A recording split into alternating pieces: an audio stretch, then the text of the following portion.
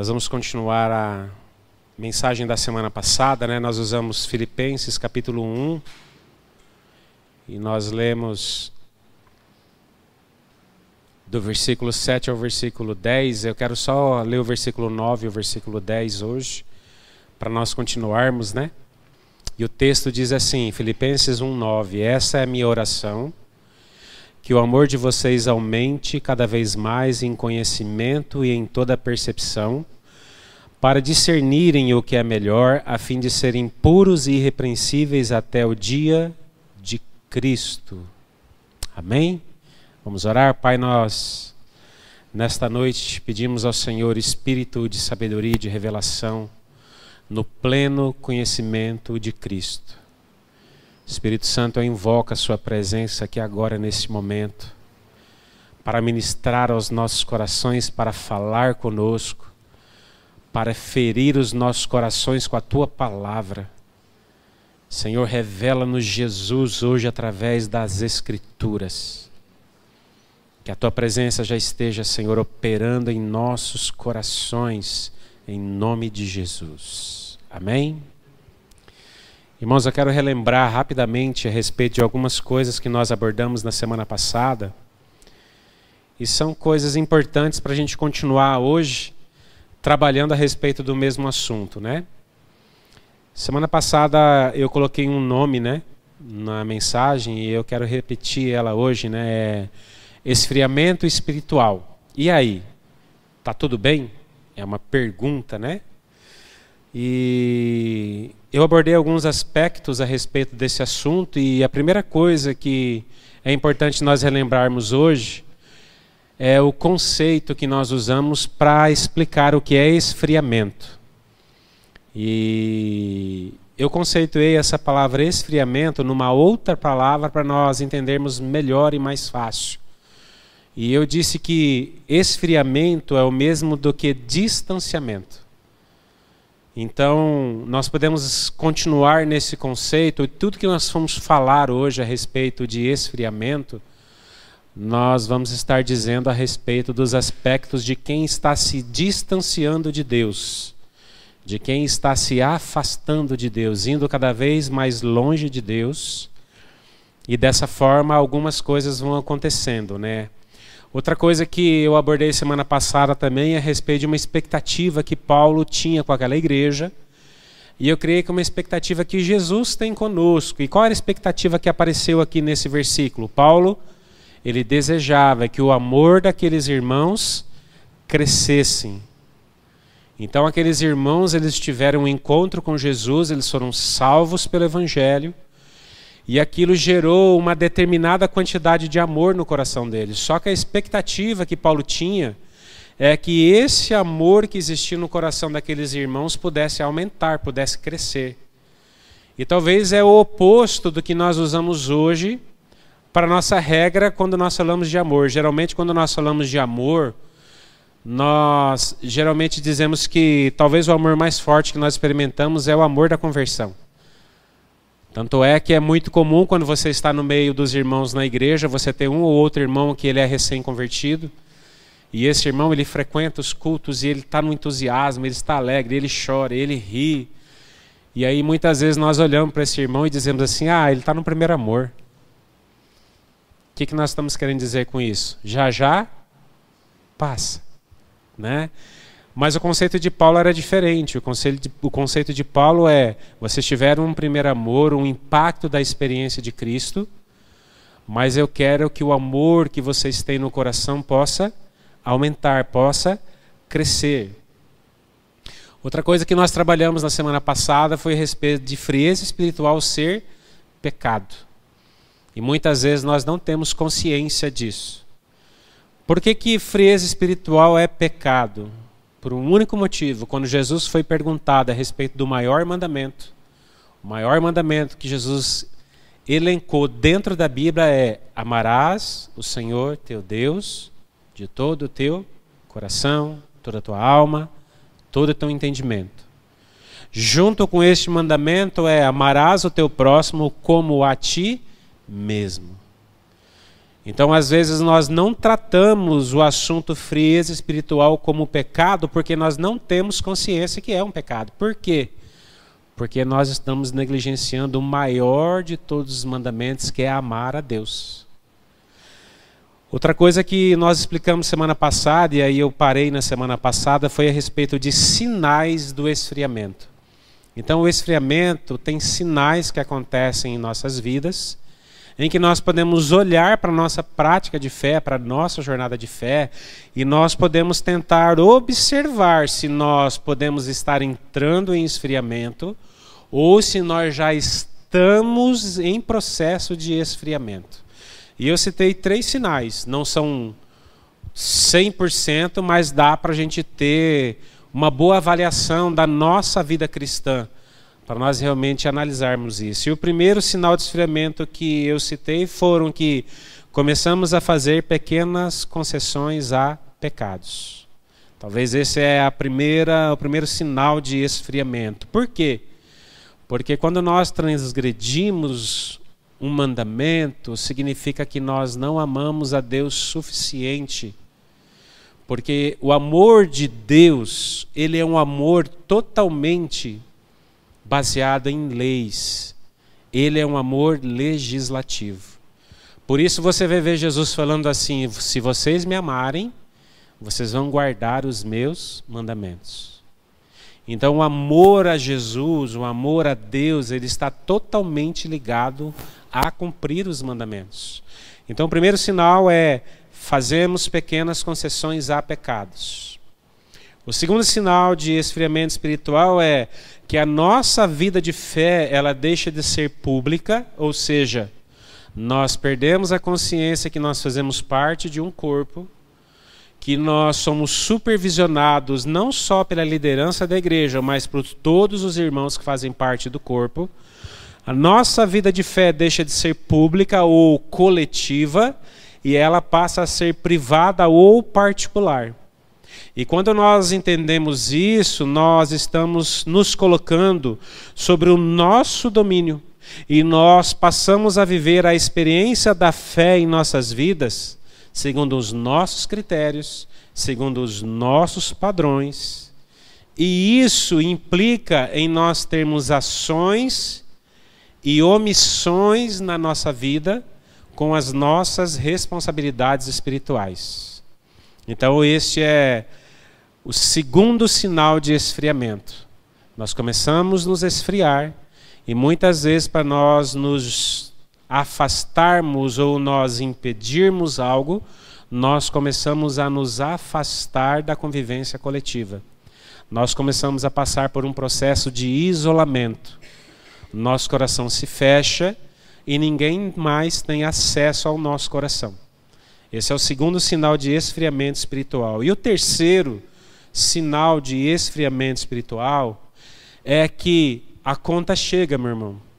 Quando nós começamos a andar de uma maneira isolada e começamos a ter padrões próprios que não são os padrões bíblicos para nós vivermos a prática da nossa fé, o que acontece conosco? A conta chega. Por quê? Porque a fé, Deus deixou claro como nós devemos viver nas Escrituras. E quando nós começamos a estabelecer padrões próprios, nós estamos nos afastando dos padrões de Deus. E o que acontece conosco? A conta vem.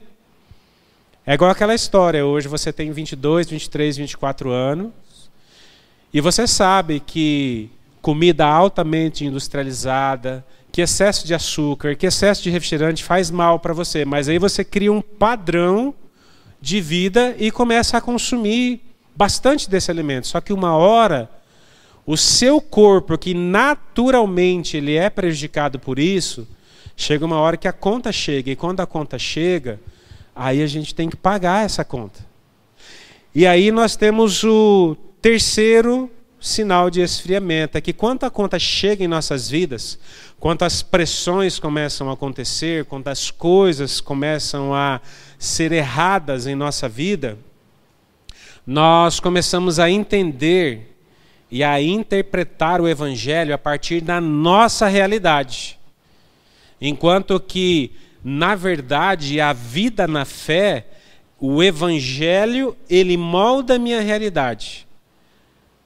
Não é a minha realidade que vai me forçar a interpretar o Evangelho. Então, o que acontece conosco?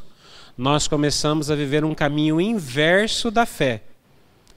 Então, em vez de o Evangelho começar a moldar a minha realidade, é a minha realidade que começa a moldar o Evangelho. Esses são os 3 sinais de esfriamento espiritual. Então, esses 3 sinais, eles causam o esfriamento da paixão ou do amor por Jesus. E isso, irmão, causa um dano terrível em nossas vidas. Por quê? Porque eu deixo de ver Jesus como realmente Ele é. E o que Jesus é na nossa vida? Ele é Deus. Quando essas coisas começam a acontecer em nossas vidas, quando esses sinais começam a aparecer na nossa vida, eles provocam algo na nossa fé. Ele provoca a seguinte situação: eu deixo de ver Jesus como Deus e passo a ver Ele como um supridor das minhas necessidades para que eu fique bem. Aí Jesus deixa de ser Deus e Ele passa a ser alguém que vai suprir tudo que eu preciso. Isso acontece. Quando isso acontece no nosso coração, nós somos levados a talvez o pior pecado de todos, que é a idolatria. E por que isso nos leva à idolatria? Porque eu construo ou eu projeto um Jesus que não é o Jesus da Bíblia. Porque eu preciso construir um Jesus que atende à minha necessidade. Eu preciso construir um Jesus que ele é conforme aquilo que eu pratico na minha vida de errado, para eu conseguir me explicar e me justificar para a minha própria consciência às vezes. Então o que acontece em nossos corações? Nós começamos a levar uma vida de fé idólatra. Por quê? Eu projeto um Jesus que não é o Jesus real, e eu deixo de amar a Jesus simplesmente porque Ele é Deus. Eu começo a amar Ele por outros motivos. Aí quando Ele não atende às minhas expectativas, quando esse Jesus que eu construí, que eu idealizei, eu penso que Ele é de uma determinada maneira, quando Ele não atende às minhas expectativas, isso me causa uma frustração. E quando essa frustração acontece no meu coração, cada vez mais eu vou me distanciando, ou seja, cada vez mais eu vou me esfriando.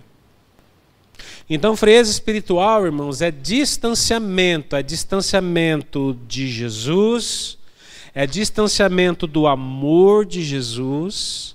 Isso é frieza espiritual. Então, nós fizemos essa introdução semana passada, e hoje eu quero falar a respeito de causas do esfriamento. Eu quero continuar no mesmo assunto para falar a respeito de causas do esfriamento. E uma das causas que nós temos do esfriamento é que o amor que nós vivemos, muitas vezes nós achamos que o amor mais forte que nós vamos experimentar por Jesus é o amor da nossa conversão. Muitas vezes nós nos achamos maduros. Muitas vezes nós nos achamos num lugar espiritual hoje. Eu falo, hoje eu não sou mais criança como eu era. Eu não preciso chorar mais por qualquer coisa como eu chorava quando eu encontrei com Jesus. Hoje não é mais qualquer coisa que me emociona, porque eu cresci espiritualmente. Eu estou num outro nível espiritual, então parece que na nossa prática real de fé, talvez isso seja uma realidade na nossa vida.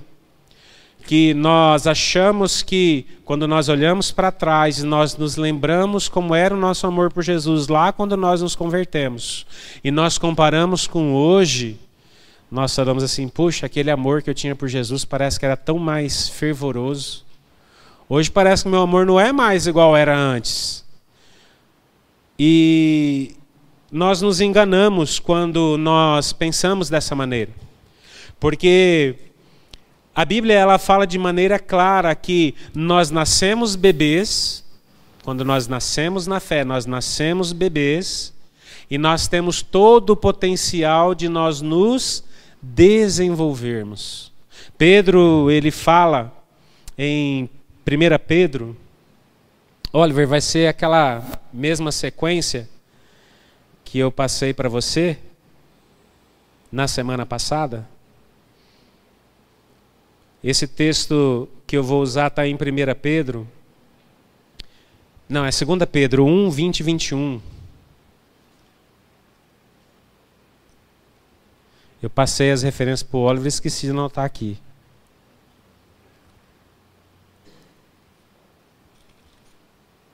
Segunda Pedro 1, versículo 20 e versículo 21.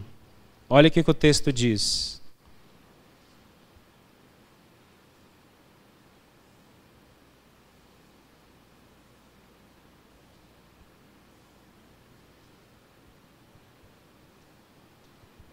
Não, irmão, essa não é 1 Pedro mesmo, 1, 22 e 23. Essa aqui eu usei semana passada. 1 Pedro 1, 22 e 23. Então aqui Pedro vai falar a respeito de algo que acontece conosco quando nós nos encontramos com Jesus. Olha o que ele diz. Agora que vocês purificaram a sua vida pela obediência à verdade, visando ao amor fraternal e sincero, amem sinceramente uns aos outros de todo o coração. Vocês foram regenerados não de uma semente perecível, mas imperecível, por meio da palavra de Deus, que é viva e permanente. Então nós fomos gerados a partir da palavra, e essa palavra ela nos coloca num lugar onde nós nascemos para Jesus. Só que o mesmo Pedro, ele fala assim, olha, vocês foram gerados de forma que vocês são bebês, e como vocês são bebês, vocês precisam desejar o leite puro para crescimento espiritual. Então Pedro ele fala de maneira muito clara, ele diz assim, olha, vocês são gerados quando pequenos como bebês, mas como crianças vocês precisam desejar o crescimento pelo leite genuíno, e ele é puro espiritual. Muitas vezes, irmãos, aquele amor que nós tivemos na conversão, que nós achamos que foi o mais forte, na verdade, ele tem que ser, na nossa concepção, o amor mais fraco que nós tivemos por Jesus. Porque o nosso amor, conforme Pedro está falando aqui, ele tem que aumentar. Nós nascemos bebês, nascemos crianças, e o nosso amor ele precisa se desenvolver. Um sinal de maturidade na nossa vida talvez seja o nível de amor que nós temos pelo Senhor.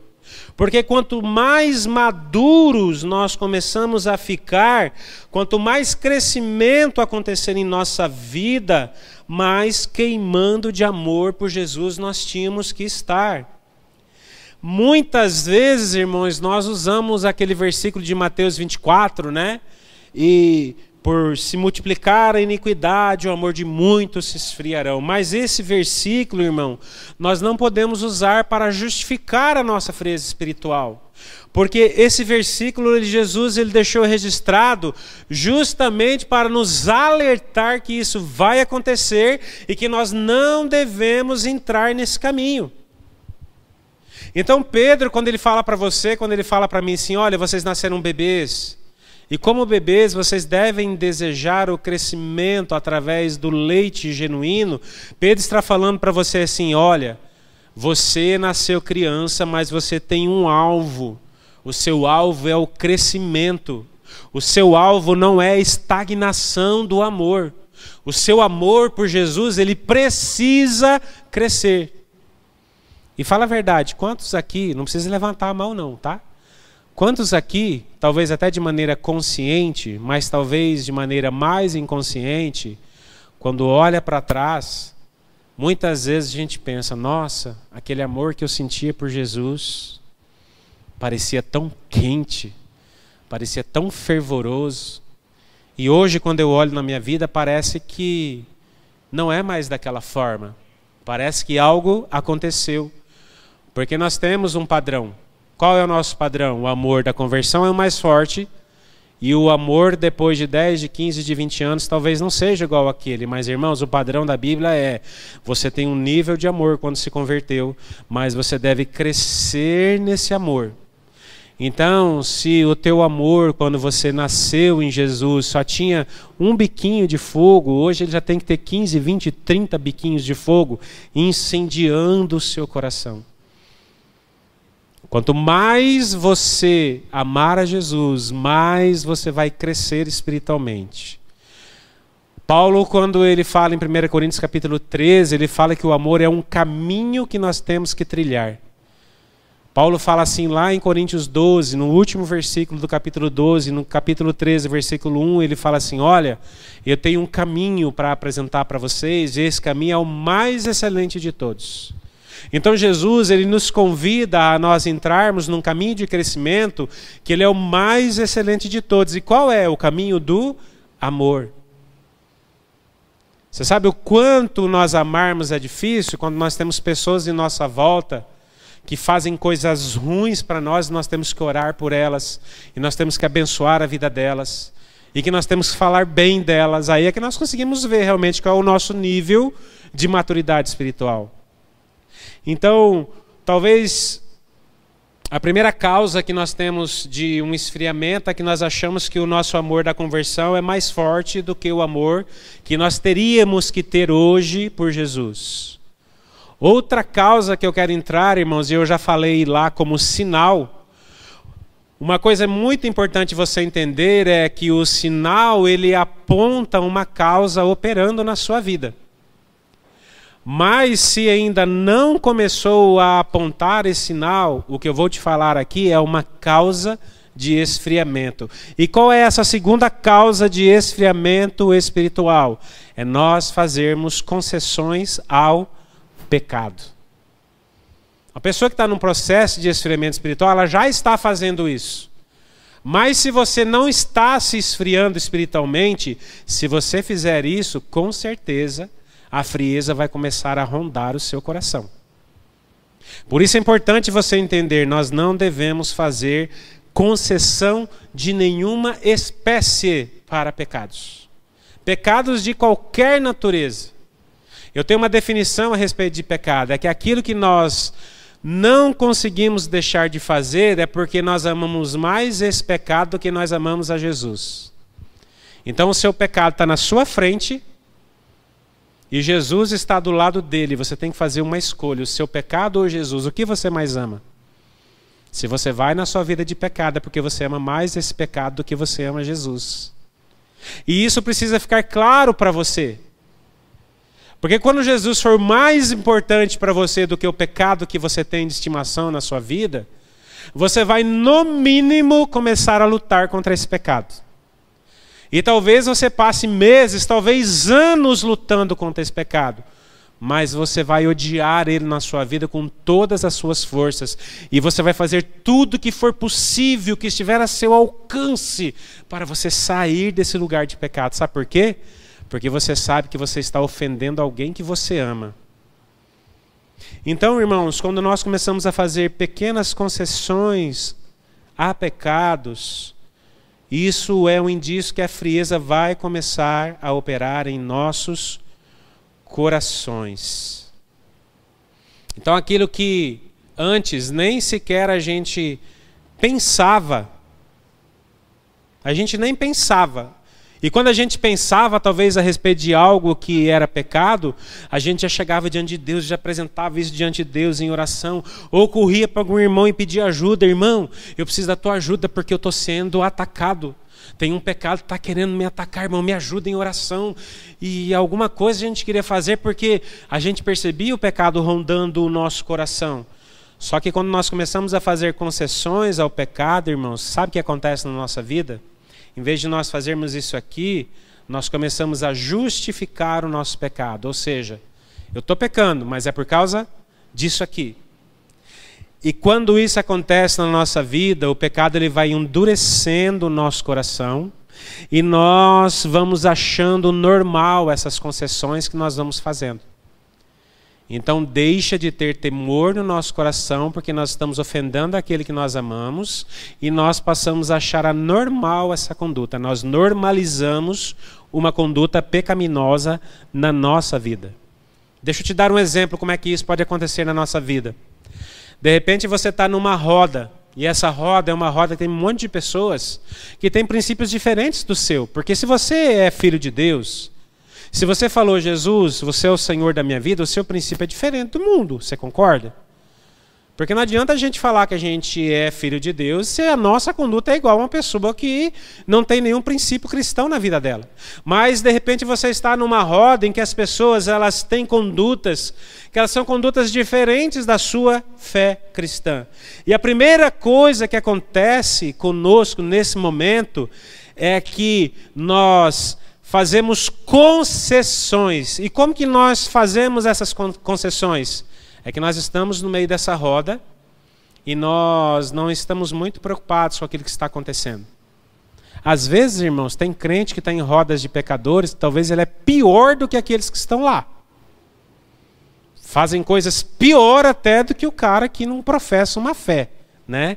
Mas como que acontece isso? Você está numa roda de pessoas que não professam a fé cristã, e só o fato de você estar lá e você ver coisas erradas acontecendo, e essas coisas são contra a sua fé, ofendem a sua fé, e você continua naquele lugar, você já está fazendo uma concessão. Você já está fazendo uma concessão. Isso não tem a ver de você abandonar as festas dos seus parentes porque bebem. Isso não tem a ver, irmãos, de você não ter amigos que são pecadores. Mas a questão é, se você entender que você não deve fazer essas concessões nesses pecados, em vez de você ficar quieto no lugar onde você está, e se você ama realmente esse amigo que está do seu lado, o seu amor por ele vai ser um amor redentivo. O que é um amor redentivo? Eu quero tirar essa pessoa dessa vida pecaminosa que ela está e eu quero resgatar ela ali. Então, sabe o que acontece com você? Em vez de você simplesmente estar na roda dos pecadores, você começa a fazer o quê? Você começa a falar de um caminho para tirar essas pessoas desse lugar de pecado. Só que se eu estou numa roda de escarnecedores e eu não me preocupo com a pessoa que está pecando do meu lado, eu já estou fazendo uma concessão. Então a primeira coisa que acontece são concessões. A segunda coisa que acontece dentro desse ritmo de vida, irmãos, fora essa questão da concessão, é que nós começamos a validar a conduta das pessoas que estão nessa roda. E como que eu valido a conduta? Eu olho uma conduta pecaminosa, aquilo deixa de me ofender, aquilo deixa de ir contra a minha fé, eu começo a validar. De que forma? Eu vejo algo que é pecaminoso e simplesmente eu dou uma risadinha no canto da boca. Sabe o que é essa risadinha aqui? É uma validação. Você está concordando com aquilo. Então, primeiramente, eu estou na roda e o meu amor por aquelas pessoas não é um amor redentivo, mas um amor concessivo. E no segundo momento, eu começo a validar a conduta daquelas pessoas. Porque eu começo a, entre aspas, sorrir com a conduta pecaminosa dessas pessoas. Eu valido elas. E terceira coisa que acontece, meu irmão, é que eu começo a me sentir confortável nesse ambiente. E aí talvez eu comece a fazer coisas que são até piores do que essas pessoas têm a ousadia de fazer. E isso que eu estou falando para você tem a ver com relacionamentos. Sabe por quê, irmãos? Porque não tem sentido nenhum você querer experimentar coisas da vida de relacionamento com pessoas que não são como você é. Você já viu cachorro andando com bode? Você já viu cavalo andando com ema? Você sabe por quê? Porque a sua natureza vai fazer com que você queira andar com pessoas que são da mesma espécie que você. Então isso é algo que deve nos preocupar em relação a isso. Em relação a esse sinal de frieza espiritual é muito importante, porque nós estamos sendo bombardeados todos os momentos da nossa vida. Então quando você estiver nesses ambientes, meu irmão, você deve amar esses pecadores com um amor redentivo e não com um amor validativo, onde você afirma a conduta pecaminosa daquela pessoa e você deixa aquela pessoa presa no pecado dela. Isso aqui é uma coisa que pode causar frieza espiritual na sua vida. Porque nós não temos como nós nos isolarmos completamente das coisas do mundo. Por isso Jesus olhou para você: Pai, eu não te peço que os tires do mundo, mas eu peço que o Senhor guarde eles do mal. E isso é muito importante nós entendermos. Outro aspecto em relação a que causa frieza no nosso coração é que qual é o tipo de fonte que nós procuramos para nós decidirmos as coisas em nossas vidas. Ou seja, quando você está em conflito, quando você está em lutas, com quem que você vai buscar conselhos? Por exemplo, você está passando um problema seríssimo no seu casamento. Você vai procurar aquela pessoa que já passou por 8, 10 casamentos, ela vai olhar para você e falar: larga dele. Ou você vai procurar alguém que vai tentar ajudar você a permanecer no seu casamento? Isso aqui, irmãos, é uma causa de frieza espiritual na nossa vida. Ou seja, quando nós estamos em situação de pressão, quem são aqueles que nós procuramos para nos aconselhar, para nos ajudar nesses momentos?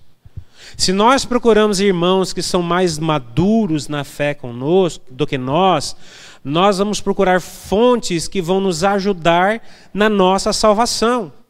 Mas nós podemos também procurar pessoas que não têm os mesmos valores cristãos que nós temos, e essas pessoas vão nos prejudicar na hora de nós tomarmos as nossas decisões. Ou seja, a fonte que você bebe de conselhos, de orientações, pode causar frieza espiritual na sua vida. É isso que o Salmo capítulo 1 fala a respeito de você viver no conselho do ímpio. Num primeiro momento, irmão, um conselho do ímpio, ele parece prazeroso, porque ele não vai exigir de você renúncia. Ele não vai exigir de você renunciar a coisas que estão erradas. Ele sempre vai dizer para você: faz o que é melhor para você. E isso é confortável para nós, num primeiro momento. Só que isso produz resultados amargos. Então aqui está a segunda causa de frieza espiritual. A frieza espiritual, ela pode ser causada em nossas vidas também do resultado dos relacionamentos que nós priorizamos no nosso dia a dia. Você pode ter certeza, se você priorizar relacionamento com pessoas que são ímpias, você está correndo um sério risco de começar a se esfriar espiritualmente, se já não está esfriando. Ok? Uma constatação muito importante que nós vemos sobre esse assunto aqui, irmãos, é onde está em Gálatas capítulo 5. Gálatas capítulo 5 fala sobre as obras da carne e sobre o fruto do Espírito. E se você ler lá em Gálatas capítulo 5, você vai ver que tem uma lista diversas de obras da carne. A Bíblia fala de obras na carne no plural. Por quê? Porque são muitas obras. E por que é chamada de obra? É chamada de obra porque somos nós que fazemos. É algo que nós decidimos fazer. Então em nós hoje nós temos uma natureza pecaminosa.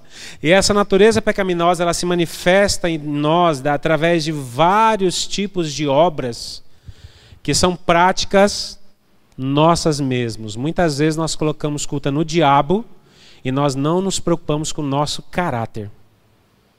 Que são essas obras da carne que estão operando nas nossas vidas. Então por que é obras da carne? Porque sou eu que faço. Mas quando a Bíblia fala de fruto, ela usa a palavra fruto no singular. Então existe obras da carne, mas existe o fruto do Espírito. Por quê? Porque é um fruto só. Eu não quero falar exatamente a respeito disso, mas eu quero usar o primeiro que aparece lá, que é a palavra amor. Mas o fruto do Espírito é amor. Por quê? Porque o fruto aqui, ele é o resultado que eu tenho daquele que está operando em mim.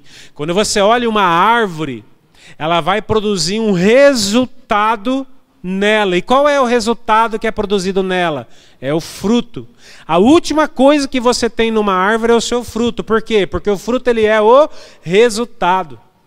E isso significa que quando a Bíblia fala a respeito do fruto do Espírito, a Bíblia está falando que se o Espírito opera em mim, eu tenho um resultado na minha vida. E que resultado é esse? É o amor. Se o Espírito opera em mim, se o Espírito está agindo na minha vida, esse resultado eu vou colher. Esse será o resultado da minha vida. O que? O amor. O amor por Jesus vai crescer, o amor por Jesus vai aumentar, o amor pelas pessoas vai crescer, o amor pelas pessoas vai aumentar, e isso vai me levar a um lugar de maturidade espiritual. Então, se o Espírito habita em você, irmãos, o resultado disso é você vai crescer em amor.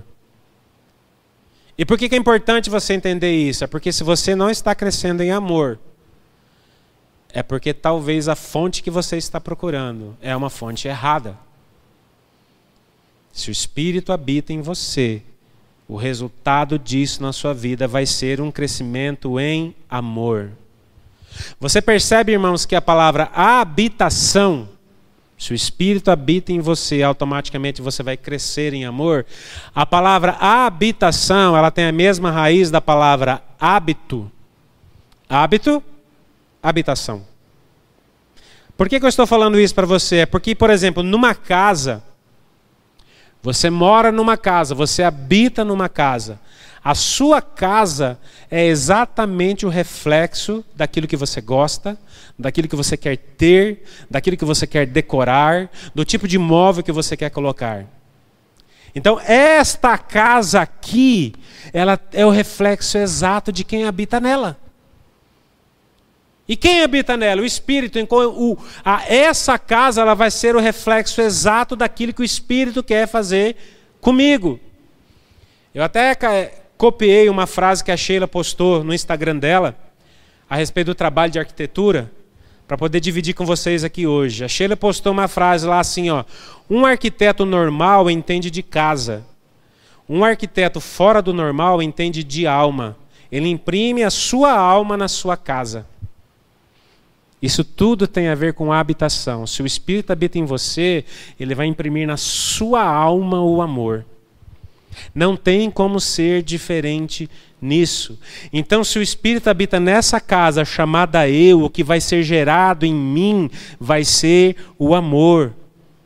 Você até pode falar, mas tem as obras da carne e tem a obra do Espírito. Elas ficam brigando, tentando uma vencer a outra, e realmente isso é verdade, irmãos. Só que é o seguinte, a carne não consegue brigar ou vencer o Espírito. Então todos os dias você vai ter o Espírito gerando amor em você, ou procurando gerar amor em você.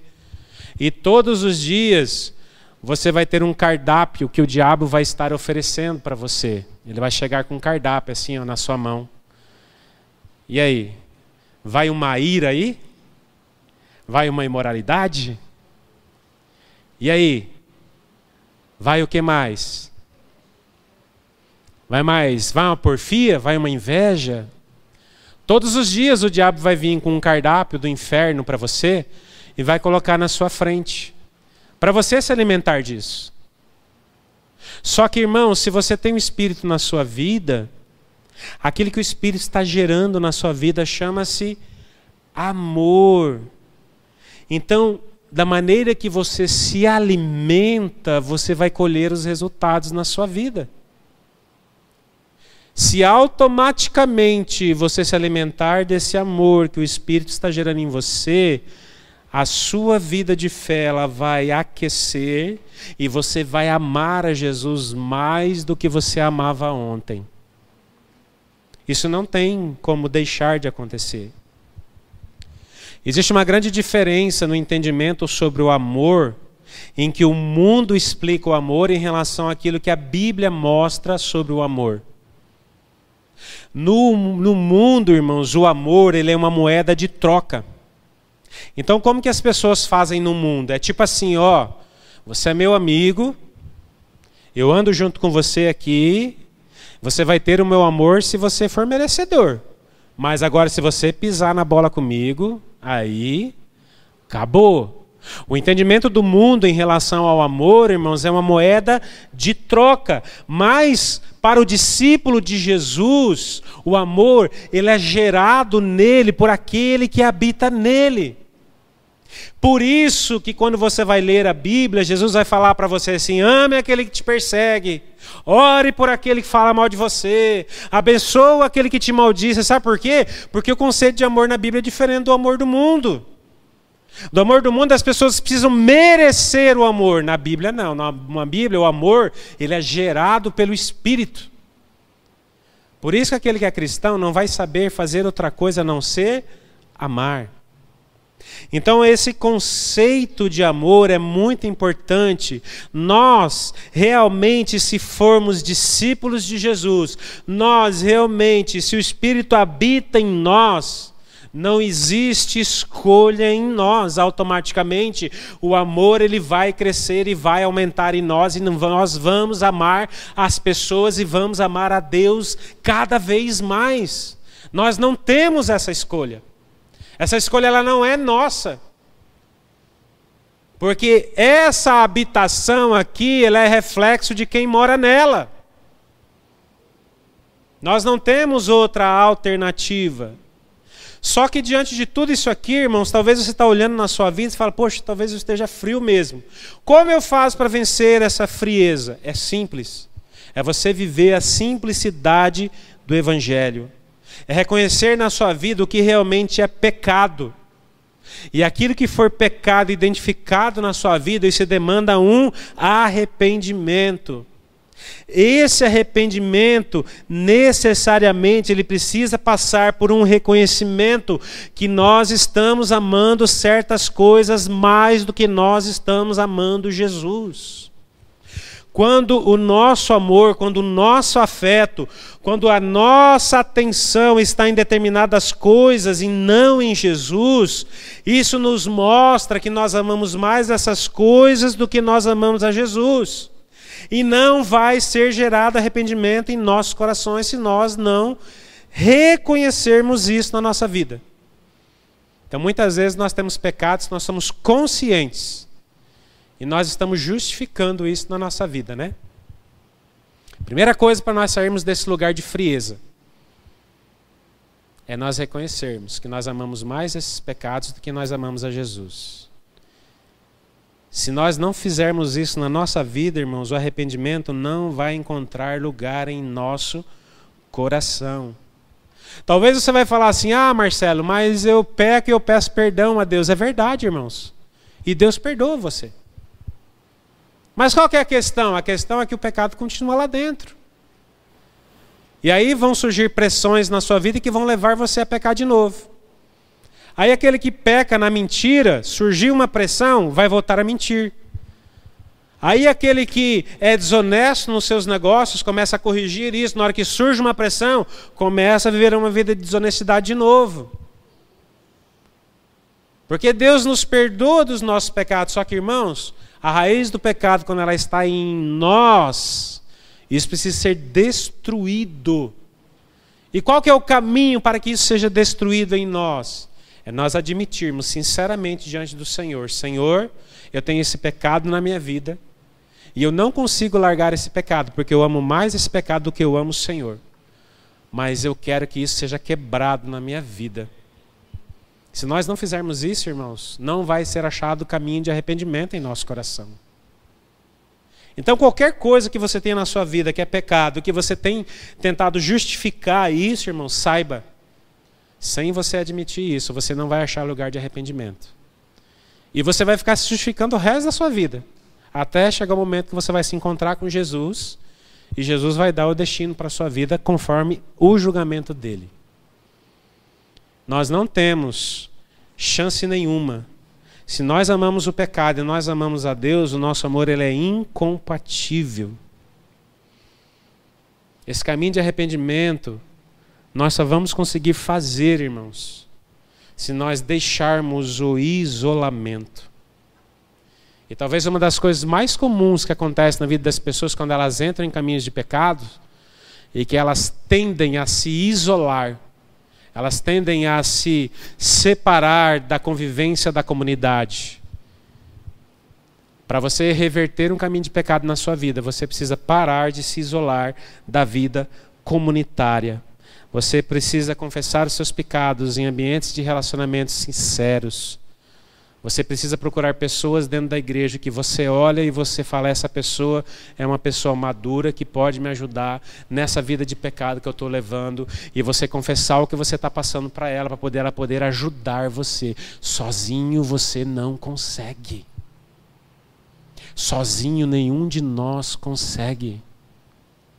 Então, irmão, se você quiser sair de uma vida de frieza espiritual, você precisa sair do isolamento. Sabe quando nós procuramos o nosso irmão?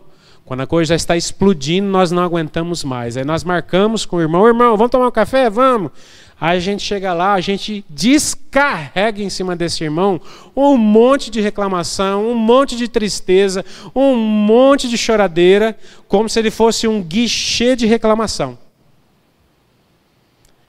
Aí você fala assim, ó, ai, estou livre, vira as costas e vai embora, nunca mais olha para esse irmão. Sabe o que vai acontecer na sua vida? Nada. Por quê? Porque você só botou para fora, mas a causa está lá dentro ainda, essa causa precisa ser tratada. Então, se nós não entendermos isso, irmãos, que nós precisamos estabelecer relacionamento com pessoas, em que nós vamos nos identificar com elas. E nós vamos conseguir estabelecer uma confiança. E essa confiança vai tornar os nossos corações vulneráveis a essas pessoas. E vai tornar os nossos corações ensináveis. Essas pessoas vão ajudar as nossas vidas a sair desse lugar onde nós estamos de frieza. Se nós não entendermos isso, se nós quisermos ainda insistir em andar sozinhos, você já está mal hoje, você vai piorar. Isso eu te garanto, isso eu te dou certeza. Nós queremos viver a experiência do Evangelho de maneira individualista, mas a experiência do Evangelho ela é comunitária. Então nós precisamos sair dessa mentira de querer vivermos uma experiência do Evangelho individualista, porque nós não conseguimos viver uma vida madura de fé isolado espiritualmente. Você tem a tua vida individual com Deus, mas você não tem uma vida individualista com Deus. Vida individualista significa que eu não preciso de nada e de ninguém. E muitas vezes isso não se manifesta na teoria, porque o que sai da nossa boca é algo diferente daquilo que nós praticamos. Porque quando nós estamos passando nessas situações, nós preferimos nos esconder, preferimos nos isolar, do que nós procurarmos pessoas para nos ajudar. Isso significa que eu quero ter a minha vida individualista de fé. Quando Jesus ele foi perguntado qual é o maior mandamento, ele respondeu, ele falou assim, o maior mandamento é o amor. E eu quero terminar essa mensagem, irmãos, com uma frase de John Piper. E John Piper, ele disse assim, abre aspas, há uma fé falsa que somente quer escapar do inferno, mas não tem desejo nenhum por Cristo. Será que nós não estamos vivendo essa fé falsa? Só quer escapar do inferno, mas eu não tenho amor nenhum, desejo nenhum por Cristo. Nós nos lembramos muitas vezes quanto nós éramos sensíveis no início da nossa conversão. Qualquer coisa fazia os nossos olhos se encherem de lágrimas, porque nós tínhamos passado por uma experiência forte de salvação. Mas talvez o passar dos anos, esses mesmos olhos que estavam repletos de lágrimas, que a gente não conseguia conter as lágrimas de amor pelo Senhor, eles começaram a se secar. Sabe qual é a realidade que teria que ser a nossa vida, irmãos? É que hoje, depois de 10, de 15, de 20, de 30 anos de fé, Os nossos olhos não tinham que ter somente lágrimas. Os nossos olhos tinham que ter um transbordar de lágrimas. Só que parece que em vez disso, nossos olhos estão se secando. Isso não te preocupa? Isso me preocupa. Isso me preocupa de uma maneira tão grande. Está na hora, irmãos, de nós pormos um fim em nossa conformação com a frieza em nossa vida. Nós precisamos nos desacostumar a sermos frios. Tem que deixar de ser comum perder o amor por Jesus. Tem que deixar de ser comum perder a fascinação por Jesus. Tem que deixar de ser comum nós perdermos o desejo por Jesus. Isso tem que deixar de ser comum na nossa vida. E quando eu falo deixar de ser comum na nossa vida, irmãos, não estou falando no momento da reunião aqui. Eu estou falando em todos os momentos na nossa vida. Estou falando quando nós estamos lá fora. Parece que Jesus se tornou algo comum para nós. Parece que nós não conseguimos mais tratá-lo como Deus. Eu acho tão lindo quando as pessoas tratam Jesus com intimidade, né? Você pega uma cadeira dessa, ô Jesus, senta aqui que eu quero falar com você. Eu acho lindo isso. Só que você não está falando com qualquer um. E parece que Jesus tem se tornado algo comum para nós. Nós temos que parar de ver Jesus como algo comum para nós. Nós temos que parar de nós nos acostumarmos com Jesus. Pega na Bíblia, irmãos. Todas as pessoas na Bíblia que tiveram uma revelação de Jesus, elas não foram mais as mesmas. Pega desde Abraão. O que você acha que fez Abraão largar uma idolatria politeísta, largar tudo para trás e ir para um lugar que ele nem sabia onde era? O que você acha que fez Abraão largar tudo? O que você acha que fez Moisés abrir mão do conforto do palácio, viver 40 anos num deserto e depois viver mais 40 anos caminhando nesse deserto com um povo? O que você acha que fez os apóstolos entregarem a vida deles? O que você acha que fez Paulo escrever aqui em Filipenses? Falando assim, olha gente, tudo que eu tinha na minha vida eu considero hoje como lixo. O que você acha que fez Paulo fazer isso? Paulo, quando ele escreveu isso, faltavam poucos anos para ele morrer. Paulo conseguiu. O amor que ele tinha por Jesus ali, no conhecimento de Damasco, onde ele teve a revelação de Jesus, quando ele estava aqui próximo já de ser executado, Paulo conseguiu, o amor dele tinha aumentado. Porque ele falou assim, eu considero tudo como perda, somente para ser achado nele e conhecer a ele. Paulo conseguiu. Mas parece que nós estamos meio acostumados com Jesus. Tá bom, se a gente está reunido, se a gente cantar umas músicas, depois a gente vai ouvir uma palavra, de repente essa palavra vai ser legal, de repente essa palavra não vai ser tão legal assim. Aí eu viro, vou embora. Ah, foi só mais um culto. Irmãos, nós não podemos ficar mais indiferentes na presença de Jesus.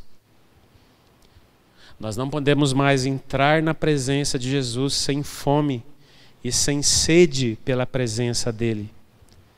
Falar como o salmista diz, Senhor, eu estou nesse culto hoje, mas Senhor, sabe como é que está o meu coração aqui? Como a corça anseia pelas águas, assim a minha alma tem sede de Ti. Isso que teria que encher o nosso coração.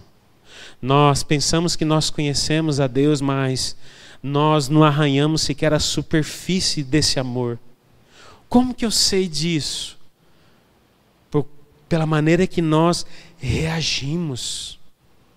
Porque na Bíblia, irmão, quando alguém via Jesus, contemplava Jesus, essa pessoa ficava fascinada, essa pessoa ficava absorvida pela beleza, pela majestade de Jesus. Assim aconteceu com Davi, com Isaías, com apóstolos, com Paulo. Assim aconteceu com todos que conseguiram contemplar Jesus. Mas qual é a nossa reação hoje diante dele? Para e pensa. Para e pensa um pouquinho. Você tem a oportunidade de contemplar aquele que é perfeito, de amar aquele que é o amor e de melhor, de ser amado por ele. E sabe, irmãos, eu tenho chegado a uma conclusão. Nós estamos perdendo muitas oportunidades de amá-lo, de desejá-lo, do nosso coração novamente estar com fogo de desejo por ele. Nós temos perdido essa oportunidade. Nossos olhos, irmãos, eles precisam novamente se encher de lágrimas de alegria quando nós estamos entrando na presença dele. Jesus tem que deixar de ser mais um para nós. Isso precisa acontecer nas nossas vidas. Nós precisamos sair desse lugar de frieza.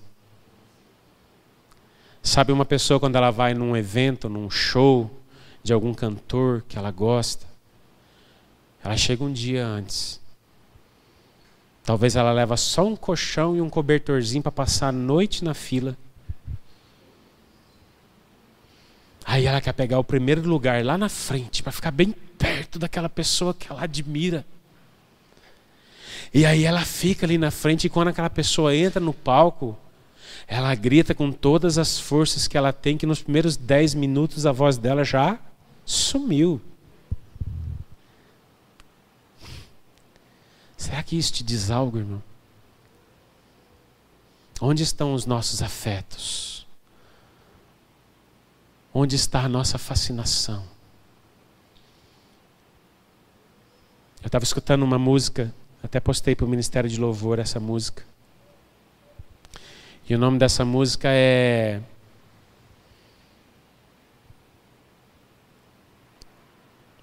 Eu não desejo outro amor, o nome dessa música? Não, não é isso não. Eu não divido o meu amor. E o autor dessa música, ele começa a música com uma frase que me chamou muita atenção. Quando ele começa a cantar a música, ele fala assim: eu não vou mais me embriagar com essas vinhas. Melhor que a vida é o seu amor. Ele estava falando sobre Noé. Noé, quando ele sai da arca, Deus faz uma aliança com ele. Fala: Noé, agora você vai andar comigo, Noé. Aquilo que eu ia fazer com Adão não deu certo de fazer com Adão, eu vou fazer com você. Sabe o que Noé fez? Ele se embriagou com a vinha. Ele se embriagou com a criação. Sabe, irmãos, nós vamos precisar falar isso para Jesus. Senhor, eu não quero mais me embriagar com a vinha, com as coisas que a criação me oferece. Porque melhor que a vida é o seu amor. Será que nós temos coragem de olhar para Jesus hoje e falar: Jesus, eu não divido mais o meu amor, ele vai ser todo seu? Será que nós temos coragem de falar isso para Jesus hoje? Será que nós temos coragem ao menos de admitir que nós estamos frios e distantes? Que estar com Jesus ou não estar com Jesus parece que não faz diferença? Sabe como é que você sabe se você é indiferente à presença de Jesus? É só você olhar a sua vida de oração. É só você olhar a sua vida de intimidade com o Senhor todos os dias. Se você não se preocupa com isso, porque não te faz falta. Jesus é mais um para você. E se você não admitir isso, meu irmão, você não vai conseguir sair. Sabe, irmãos, aquela fome, aquela sede, ela precisa brotar novamente em nossos corações.